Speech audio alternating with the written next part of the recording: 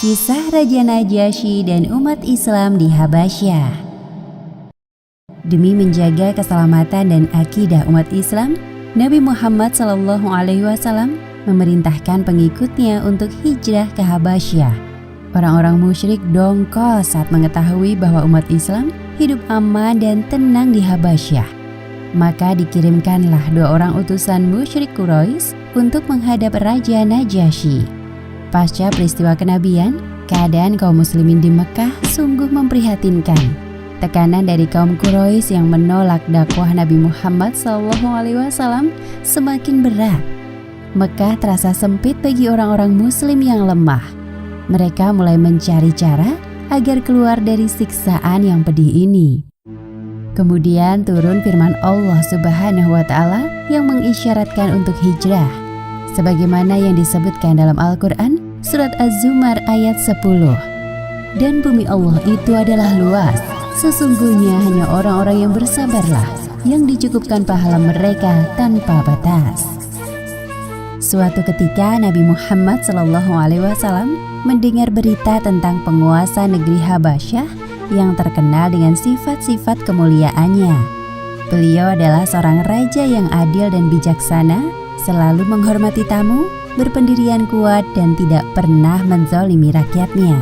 Semoga hijrah ke negeri Habasyah merupakan keputusan yang tepat. Ya Allah, hamba mohon, mudahkanlah para pengikutku dalam mempertahankan keimanannya. Wahai para sahabat, seperti yang kita lihat sekarang ini, bahwa keadaan kaum muslimin di Mekah semakin tersiksa. Aku perintahkan kalian agar hijrah ke Habasyah. Hal ini semata-mata aku lakukan untuk menyelamatkan agama ini. Aku tahu Raja Habasyah yang bernama Ashamah An-Najasyi adalah seorang raja yang adil.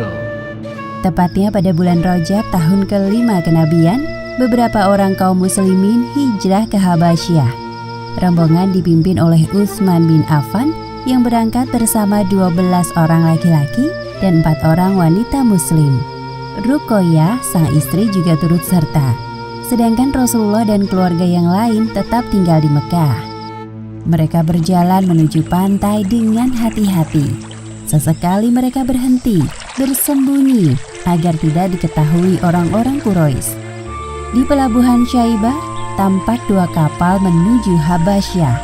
Rombongan kaum muslimin yang dipimpin oleh Utsman turut serta dalam kapal tersebut.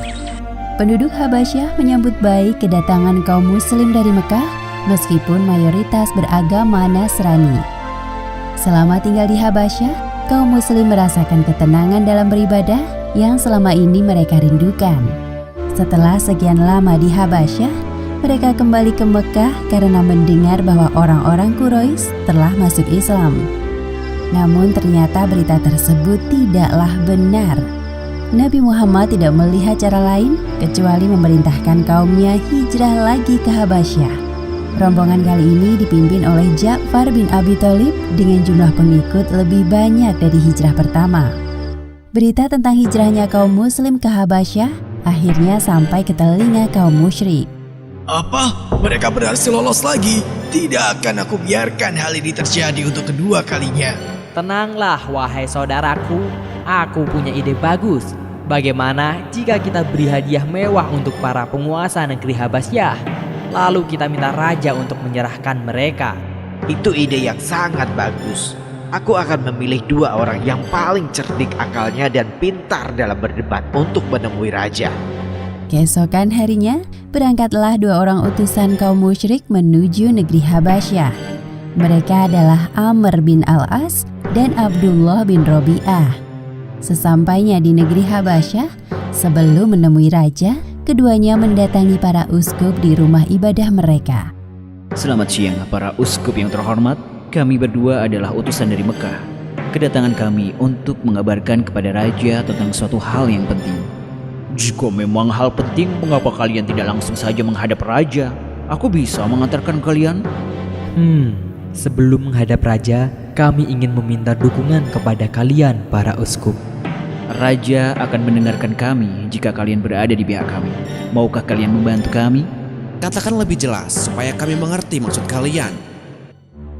Para uskup meminta kepada kedua utusan ini untuk menyampaikan secara detail maksud perkataan mereka. Beberapa waktu lalu telah datang para pelarian kaum kami ke negeri Habasyah. Tentu kalian mengenal mereka, bukan? Para pelarian itu telah memecah belah persatuan dengan keluar dari ajaran nenek moyang kami. Hal tersebut menyebabkan kekhawatiran di hati para pembesar kaum kami. Amr bin Al-Ash dan Abdullah bin Rabi'ah berusaha sekuat tenaga untuk menghasut para uskup, bahkan menawarkan hadiah mewah. Jadi, kalian ingin agar Raja Najasyi mengusir mereka dari Habasyah? Ya, para pembesar kaum kami tidak ingin kedatangan mereka justru memprovokasi para penduduk dengan ajaran baru yang dibawanya. Jika benar seperti itu, kita harus bertindak secepatnya. Terima kasih banyak wahai para uskup yang terhormat. Pembesar kaum kami menitipkan hadiah ini untuk kalian. Silahkan diterima. Kami pastikan berada di pihak kalian. Amr bin Al-Ash dan Abdullah bin Rabi'ah bersama para uskup mendatangi istana kerajaan. Wahai yang mulia, sesungguhnya ada beberapa orang bodoh yang telah menyusup ke negeri Anda. Mereka ini telah memecah belah agama kaumnya dan lari dengan membawa ajaran baru yang sesat ke negeri ini. Para pembesar kaum kami meminta agar Anda bersedia menyerahkan para penyusup ini. Para uskup juga berusaha meyakinkan Raja Najasyi. Perkataan kedua orang ini benar yang mulia. Biarkan perkara ini diselesaikan oleh orang-orang yang berhak mengurusnya di Mekah. Aku akan memutuskan perkara ini setelah mendengar pernyataan dari kedua belah pihak. Mereka juga memiliki hak untuk bicara. Raja Najasyi tidak terburu-buru mengiyakan usulan para uskup. Beliau perlu membuktikan kebenarannya, sebab hal ini terjadi di negerinya. Kemudian Raja memerintahkan kepada pengawalnya untuk memanggil perwakilan dari orang-orang Muslim. Katakan kepada para pendatang dari Mekah, aku ingin bertemu mereka di istanaku. Baik, wahai Raja. Momen yang ditunggu semua orang akhirnya tiba. Kaum Muslim datang dengan membawa juru bicara mereka, yaitu Ja'far bin Abi Thalib. Aku ingin tahu, seperti apakah agama kalian yang sampai membuat kaum kalian terpecah belah? Ja'far menjawab pertanyaan Raja Najasyi dengan penjelasan yang panjang. Wahai Raja, dulu kami orang-orang jahiliyah, gemar menyembah berhala, memakan bangkai, memutus silaturahim, menyakiti kaum yang lemah, minum minuman keras, dan melakukan perbuatan buruk lainnya. Sampai kemudian Allah SWT mengutus seorang Rasul dari kalangan kami yang semua kebaikan ada dalam dirinya. Beliau mengajak kami untuk menyembah hanya kepada Allah dan meninggalkan sesembahan yang hina. Apa barusan yang engkau katakan, wahai Ja'far? Kau telah menghina berhala sesembahan kami. Kami menyembah jiwa yang hidup di dalamnya. Hal itu yang membuat kami dekat kepada Tuhan. Wahai Amr, tidak semua orang berpikir seperti kalian. Engkau tidak berhak memaksa orang lain meyakini apa yang engkau yakini. Lanjutkan penjelasanmu, wahai Ja'far. Kemudian Ja'far mengungkapkan alasan hijrah ke Habasyah kepada Raja Najasyi. Namun sayangnya kaum kami tidak dapat menerima hal itu. Mereka berusaha untuk mengembalikan kami terhadap sesembahan mereka dengan siksaan dan tekanan yang berat. Kalian memang pantas menerimanya. Hal itulah yang membuat Rasul kami, Muhammad SAW, mengirim kami ke negeri Anda. Amr bin Al-Ash berusaha memojokkan Ja'far bin Abi Thalib dengan membandingkan antara Nabi Muhammad dan Nabi Isa, karena ia tahu bahwa Raja Najasyi adalah penganut agama Nasrani. Wahai Ja'far, dari tadi kau mengatakan bahwa Muhammad adalah utusan Allah. Memangnya mukjizat apa yang dia miliki? Apakah dia bisa bicara sewaktu masih bayi? Apakah dia bisa menghidupkan orang yang sudah mati? Menyembuhkan orang yang buta? Atau menurunkan makanan dari langit? Wahai Raja, bukankah yang barusan saya katakan itu benar? Ya, engkau benar, wahai Amr. Setiap Rasul memiliki mukjizat untuk membuktikan kerasulannya. Lantas, apa mukjizat dari Rasul kalian, wahai Ja'far? Al-Quran. Apa? Tulisan yang diberikan kepada orang yang bahkan tidak bisa membaca. Itu maksudmu? Raja Najasyi menanggapi perdebatan dengan tenang, tidak seperti Amr bin Al-Ash yang berapi-api. Aku pernah mendengar bahwa Tuhan mengutus seorang Rasul. Tidak peduli dia dapat membaca atau tidak jika Al-Quran memang diturunkan untuknya.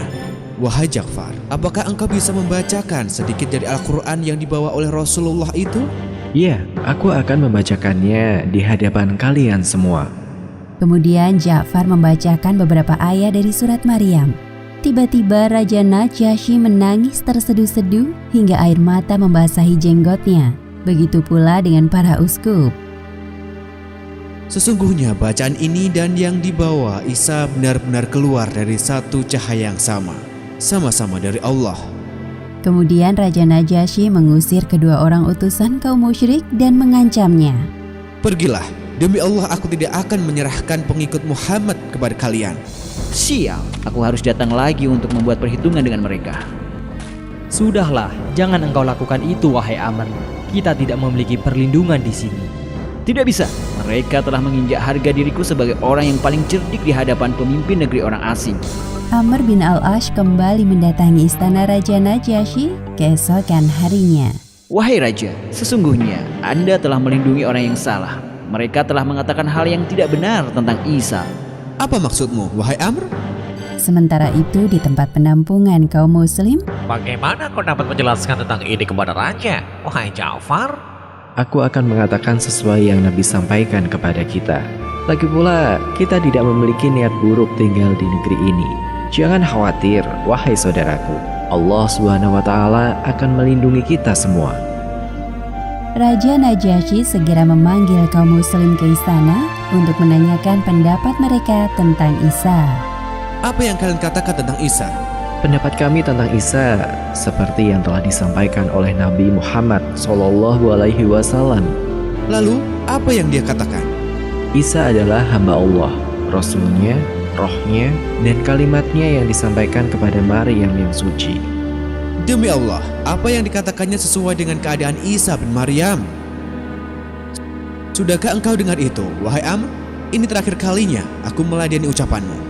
Sebaiknya engkau benar-benar kembali ke negeri asalmu. Bawa serta semua hadiah-hadiah itu. Aku tidak membutuhkannya.